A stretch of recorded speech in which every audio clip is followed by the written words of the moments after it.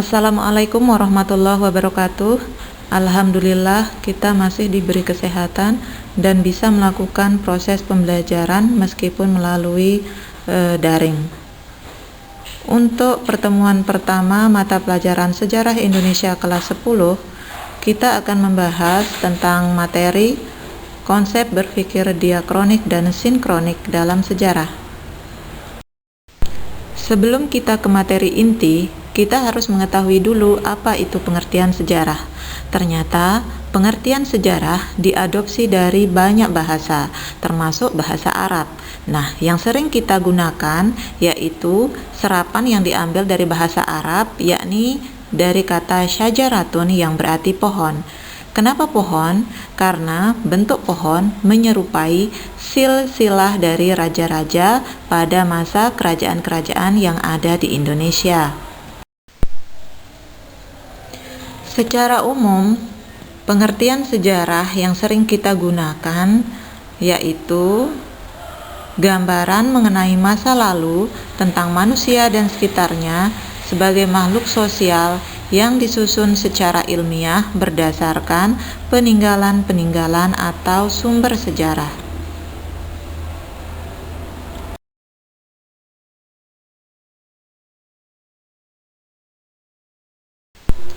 Untuk kalian ketahui bahwa konsep di dalam sejarah tidak hanya tentang konsep berpikir diakronik dan sinkronik saja, tetapi ada yang disebut dengan konsep ruang dan waktu di dalam sejarah. Lalu apa hubungannya antara manusia, ruang, dan waktu di dalam sejarah? Pernah tidak kalian ketika beraktivitas tidak berada di dalam sebuah ruang atau tempat dan tidak terekam oleh waktu? Tentu saja tidak. Nah, ini dia jawabannya, bahwa antara manusia, ruang, dan waktu di dalam sejarah pasti saling terkait satu sama lain. Itu semua karena segala aktivitas manusia pasti berlangsung secara bersamaan dengan tempat ataupun waktu kejadian, serta manusia sepanjang hidupnya tidak akan bisa dipisahkan dari unsur waktu dan tempat dan berlangsung secara terus-menerus dan berkesinambungan. Sekarang kita sampai di materi inti, yaitu tentang konsep berpikir diakronik dan sinkronik dalam sejarah. Kita harus tahu dulu apa itu pengertian dari diakronik. Diakronik adalah konsep berpikir dari dalam sejarah yang memanjang dalam waktu namun terbatas dalam ruang. Sedangkan konsep berpikir sinkronik adalah sebaliknya, yaitu menyempit dalam waktu dan meluas atau melebar dalam ruang. Untuk mempermudah pemahaman kalian tentang contoh berpikir diakronik dalam sejarah, coba perhatikan gambar berikut. Di paling bawah terdapat 3 kolom berwarna biru. Di dalam kolom tersebut masing-masing memuat tanggal dan nama peristiwa yang terjadi di tanggal tersebut. Nah, di mana? Coba perhatikan di tanggal 15 Agustus 1945 ini adalah peristiwa penyerahan Jepang terhadap sekutu yang merupakan awal atau latar belakang dari terjadinya peristiwa proklamasi kemerdekaan Republik Indonesia.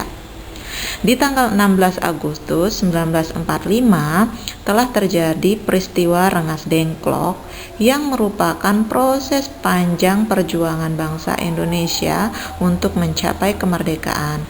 Sampai di tanggal 17 Agustus 1945 kita berhasil proklamasi. Di sini di tanggal 17 telah dibacakan teks proklamasi kemerdekaan yang merupakan puncak dari perjuangan bangsa Indonesia dalam mencapai kemerdekaan.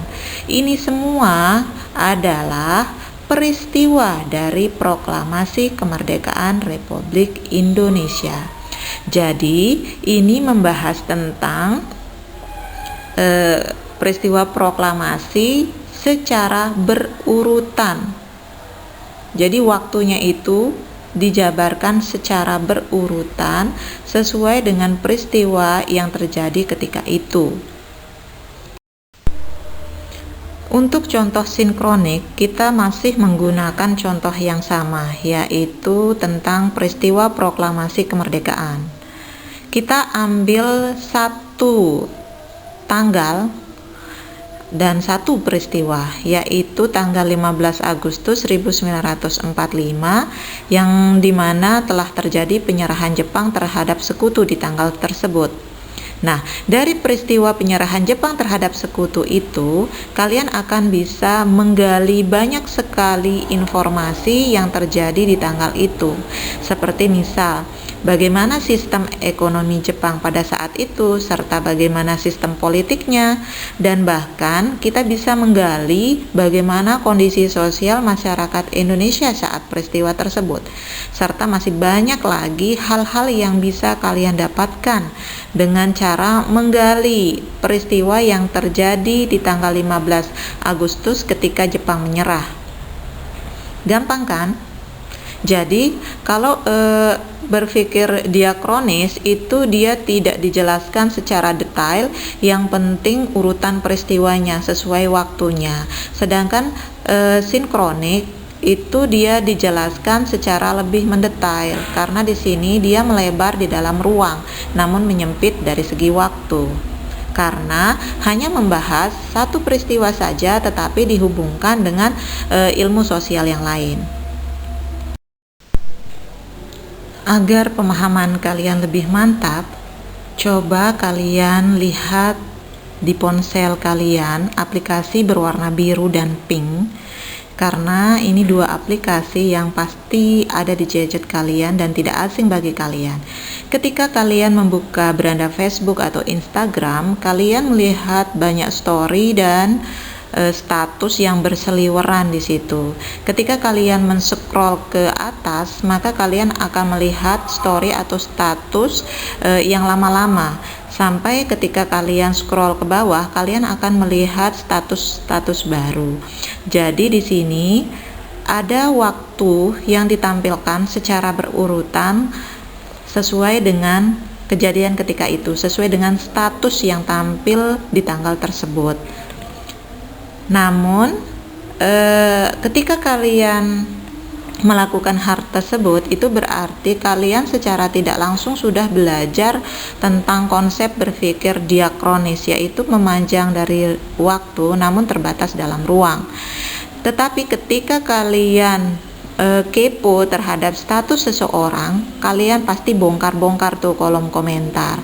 Nah, ketika kalian bongkar-bongkar kolom komentar, kalian banyak melihat komentar di situ.